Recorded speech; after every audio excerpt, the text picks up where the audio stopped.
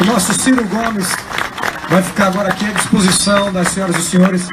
Alguma eventual pergunta? Identifiquem-se. Eu vou tentar responder perguntas. Ciro Gomes, sempre incansável e inspirador lhe ouvir. A síntese das virtudes, da autonomia, da independência, da coragem, do brilho pessoal, mais o que é mais raro e singular no país de hoje, do ineditismo de produzir ideias próprias, certamente engajam essa cidade e esse estado na luta que você incorpora. Muito feliz de estar aqui consigo mais uma vez.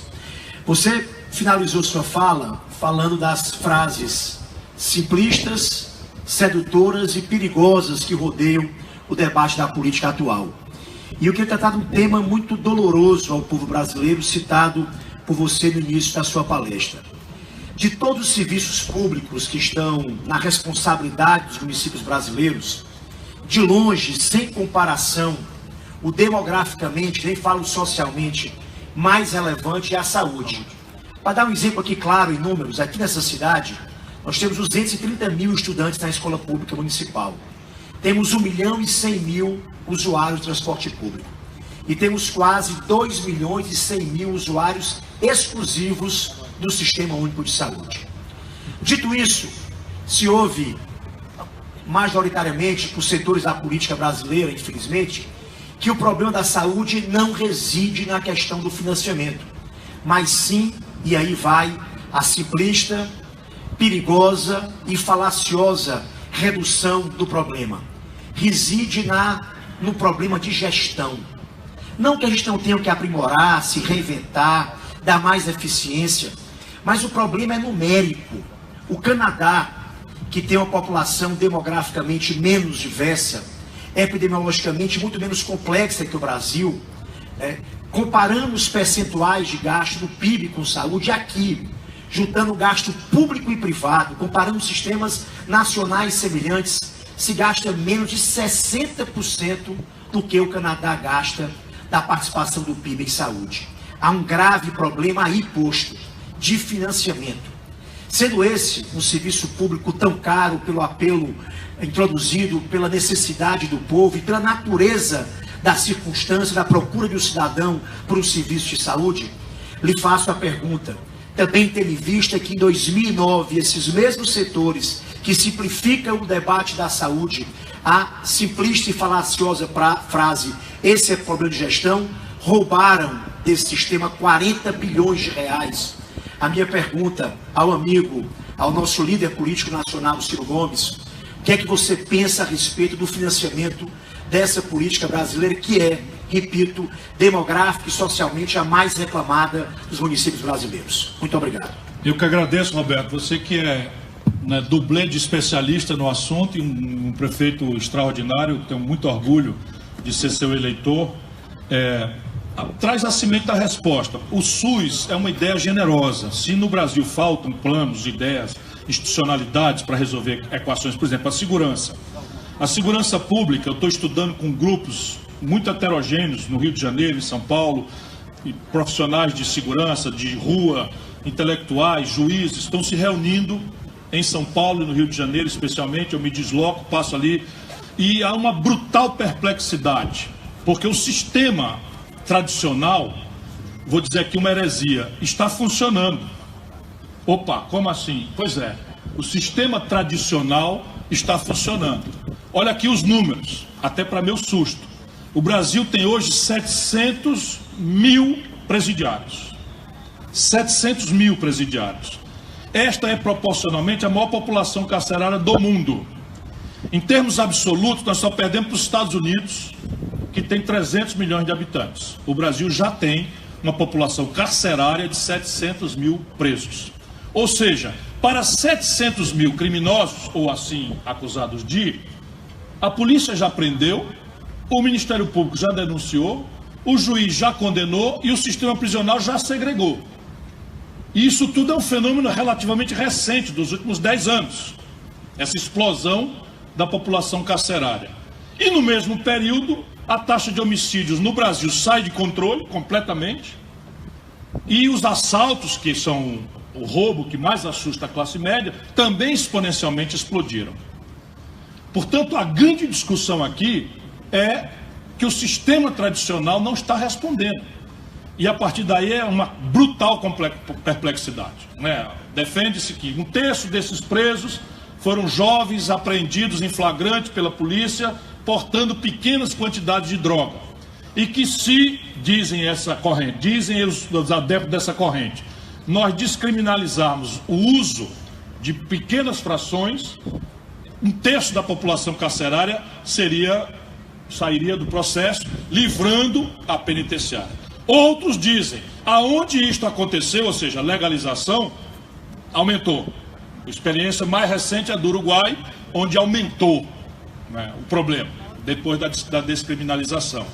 Portanto, o que eu quero dizer, sem fugir da pergunta, é que o SUS, enquanto a segurança é uma perplexidade, eu vou botar essa mão nisso, eu vou assumir, porque o fato é que a União Federal não quer nada a ver com isso, não se mete, não inova, não bota dinheiro, não assume responsabilidade com absolutamente nada. E eu pretendo botar a mão de ferro nesse assunto de segurança pública. Mas, até achar o conceito, o caminho, eu ainda vou consultar muita gente e arbitrar na minha cabeça, né, o que é que parece o razoável.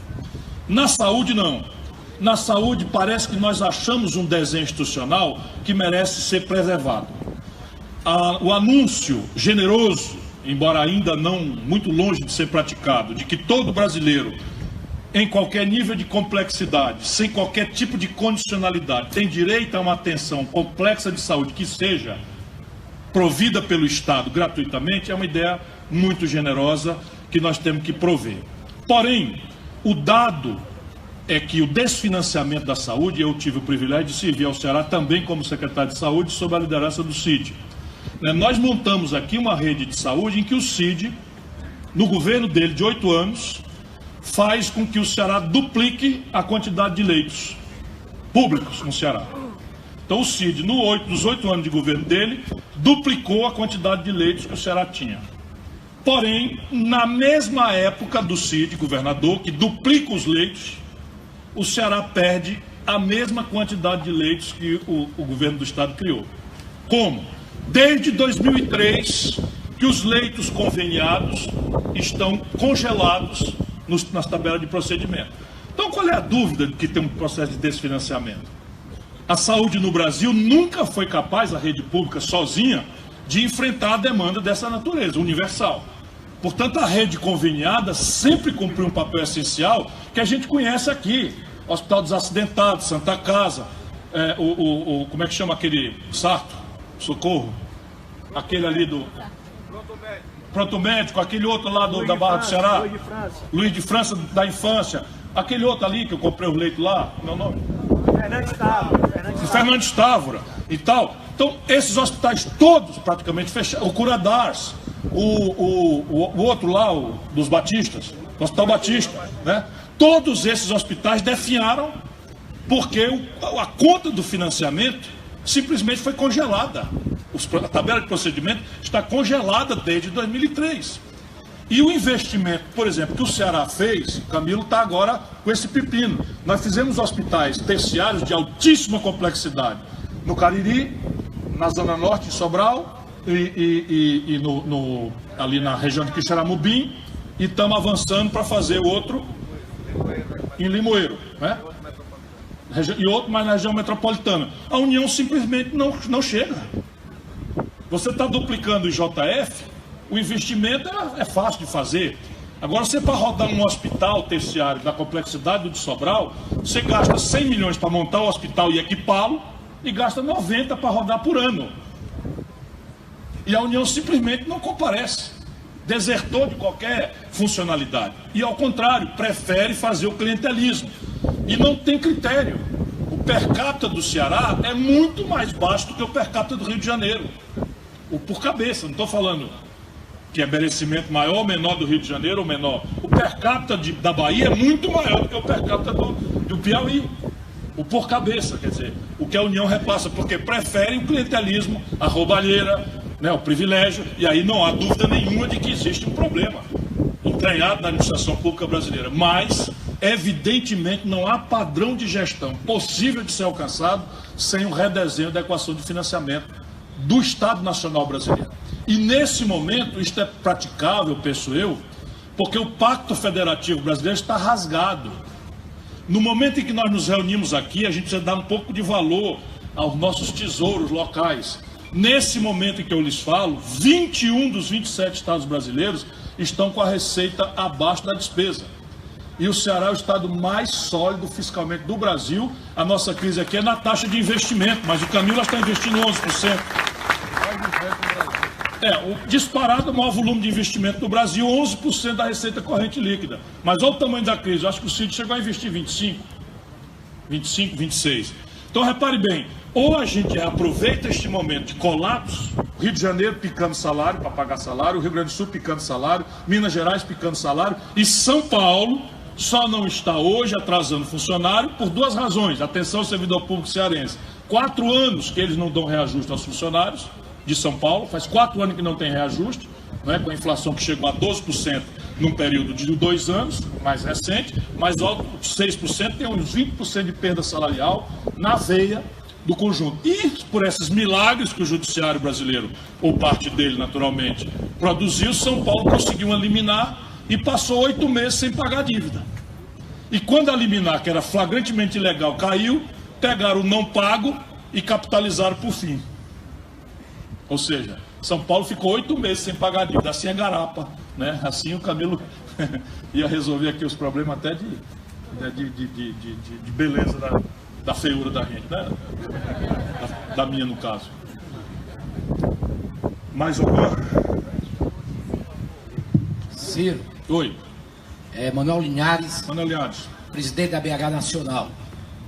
Conterrâneo está presidindo a BH Nacional. Pela primeira vez em 81 anos, o primeiro cearense, como você, nós vamos confiar que você vai chegar à presidência da República. Está bem pertinho, cara. Bem pertinho. Meu presidente, falando agora de turismo, o Ceará hoje é exemplo para o Brasil. Nós, no Brasil, hoje o orçamento da Embratur é quase o orçamento de divulgação o que o nosso governador hoje divulga o Ceará lá fora. Eu pergunto, como isso está errado? O México, Cancún, com 32 quilômetros de praia, recebe 4 vezes o que o Brasil recebe. E nós, o Nordeste, essas praias maravilhosas, o Sul com a sua beleza, o Centro-Oeste com o Pantanal, Amazonas, isso não era a hora da gente olhar para o turismo e dar um basta esse desemprego, olhar para essa indústria que se chama turismo? Sem nenhuma dúvida, Linhares. De novo uma pergunta que tão inteligente como formulada traz a semente da resposta. Vamos aos números, que eu me dedico muito a estudar essas coisas para ver se é possível a gente fazer diferente. Para gerar um emprego industrial, a gente precisa de um investimento médio de 15 mil dólares, algo ao redor de 45, 50 mil reais. Para gerar um emprego na agricultura irrigada, a gente precisa de algo ao redor de 6, 7 mil dólares por hectare, quer dizer, por emprego.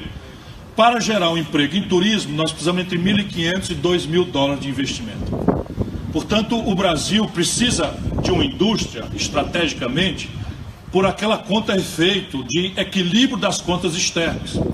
Mas o turismo internacional, com muito mais baixo investimento por cabeça, também acode esta conta.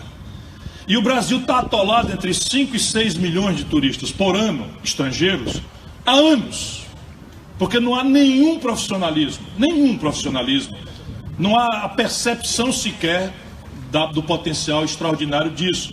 Num destino, que evidentemente que tem problemas muito sérios, mas é um destino em que as áreas segregadas para a visitação turística têm uma diversidade muito rara de ser encontrada por aí afora.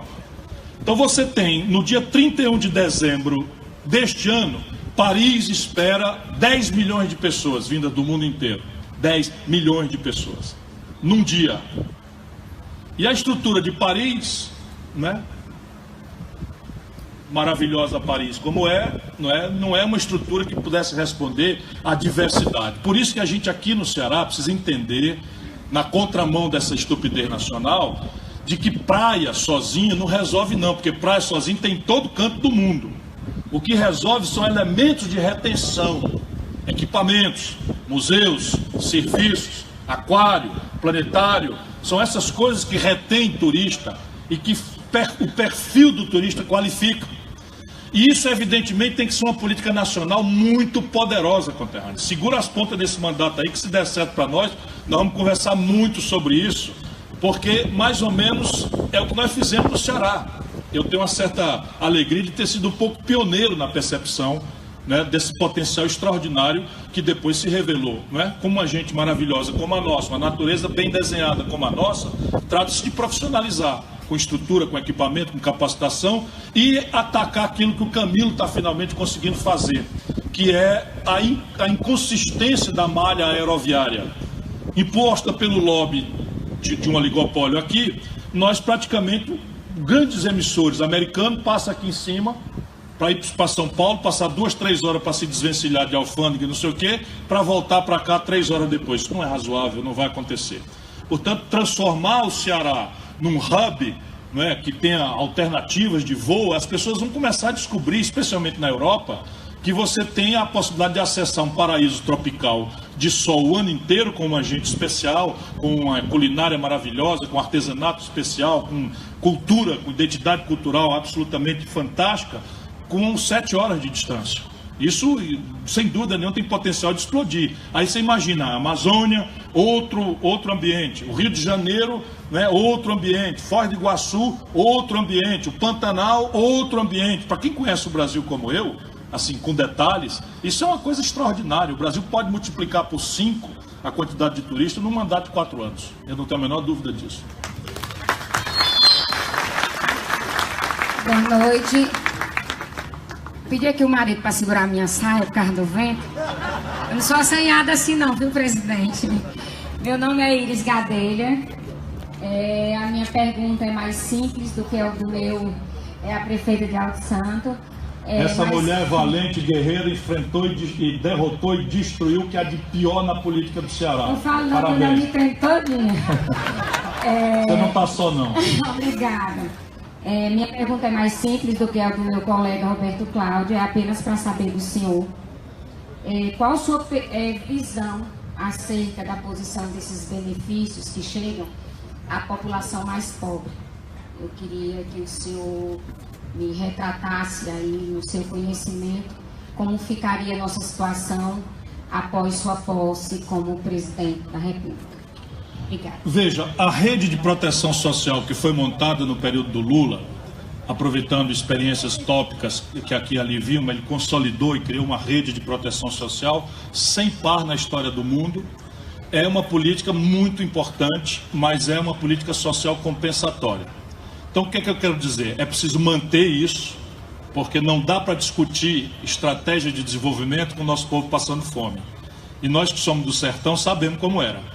Uma seca dessas, braba do jeito que foi, 4, 5 anos de seca.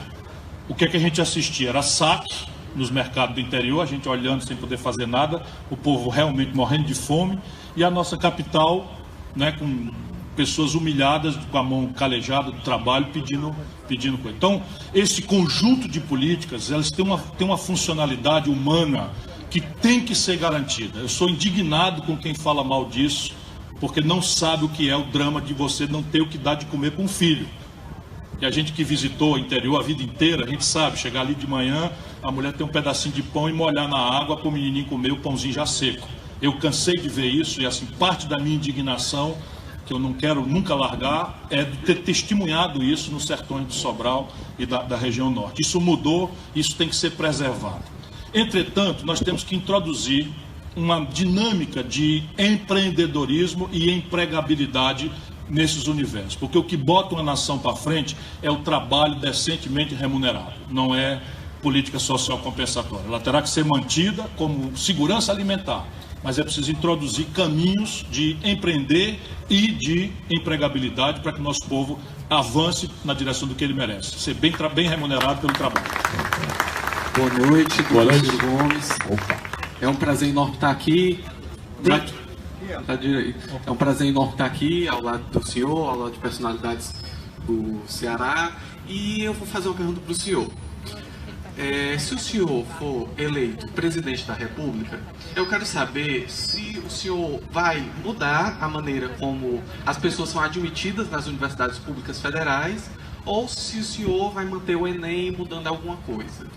O Enem, na verdade, é uma ideia que estava no meu programa de governo das eleições de 98. Não tinha esse nome, mas eu achava uma aberração, porque eu passei por esse itinerário, que alguém que tivesse estudado a vida inteira, né, chegasse num dia ali, nervoso, mal alimentado, porque está com dor de cabeça, botasse tudo a perder, o esforço dos pais, o sacrifício de quem veio como eu morar numa pensão ali na Avenida do Imperador, esquina com São Paulo, né?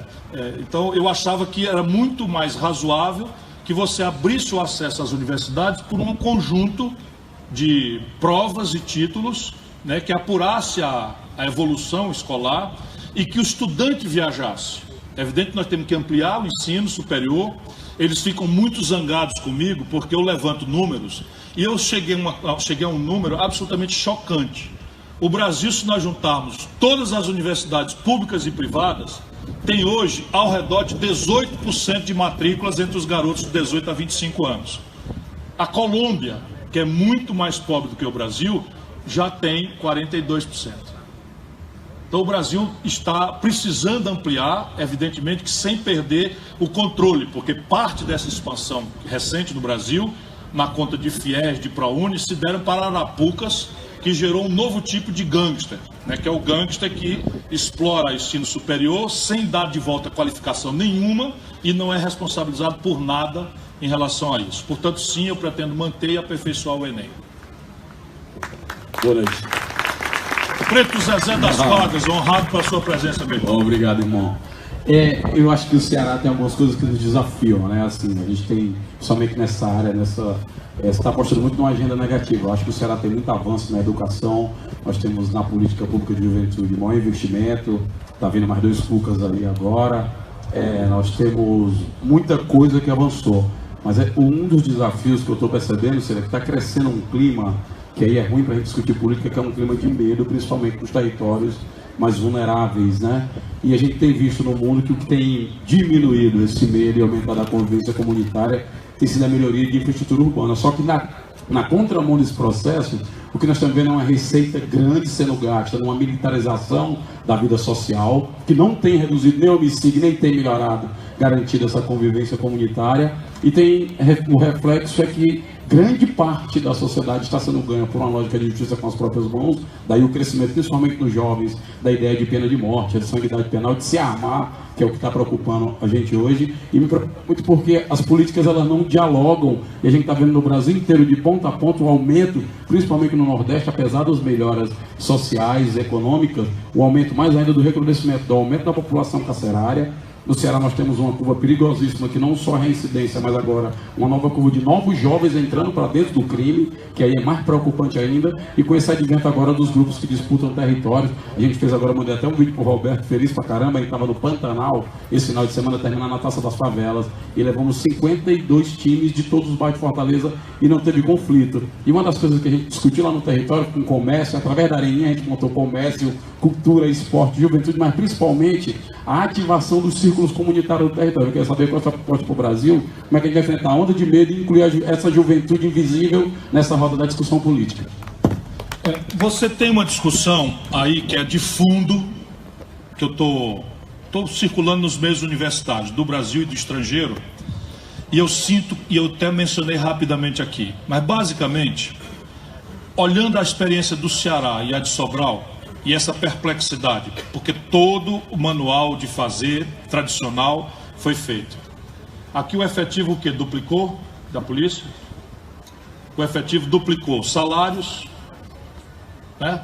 O nível de concursados de nível superior já passou da metade da polícia. Nova academia de polícia, nova estrutura de presídios, Hilux, carros com estrutura para trabalhar, material, pistola, arma e não sei o que, o diabo, e não deu, não está produzindo resultado. Por isso que eu ando me consultando com especialistas. Eu acho que você tem 2 coisas aqui para separar. Uma é uma questão de fundo.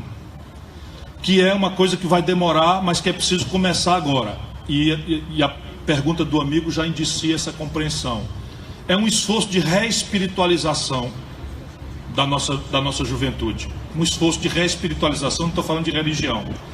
Mas hoje, basicamente, esse menino, ele é egresso de um lar destruído, chefiado por uma mulher que tem que trabalhar e que não acompanhou a primeira infância. Por essa pesquisa que a Assembleia fez, o Ivo com o Roseno, Renato Roseno, a primeira notícia de droga e de arma ele tem em casa, mas basicamente ele tem um desapreço pela vida, porque ele refere o êxito social dele, os símbolos de aceitação dele pelo grupo, a namoradinha vai gostar dele ou não vai, se ele portar esses elementos simbólicos do consumo. E a vida real, cruel como é, nega a ele isso. Portanto, a vida para ele é uma humilhação persistente, que gera nele um antagonismo com o comunitário, com o social. E isso é um esforço que você tem que fazer. Não será mais, enfim, ao modo da família tradicional, mas é preciso que o setor público, os artistas, os estetas, os intelectuais, os operadores da vida comunitária, como você, que é presidente da Central Única de Favelas do Brasil, essas pessoas temos que nos reunir e tentar manualizar isso em cima de experiências concretas, que eu também não acredito, porque se fosse negócio de bater, espancar e levar preso arbitrariamente, resolver esse problema, o Brasil era o país mais tranquilo do mundo. Desses 60 mil homicídios, metade a polícia que fez. E nem estou condenando a polícia não, porque a sociedade está exigindo, o outro lá está com uma arma também, mas enfim, é uma coisa que não será resolvida a golpe de frase feita, e nós temos que denunciar pesadamente aqueles que querem usurpar esse sentimento de angústia correto do nosso povo, achando que tem solução fácil, tem atalho, tem simplificação grosseira para fazer.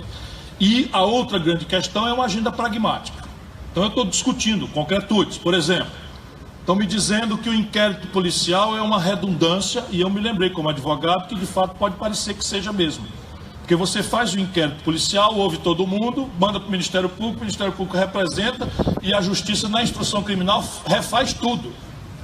Aí você tem 60%, 50%, 60% dos presos sem culpa formada.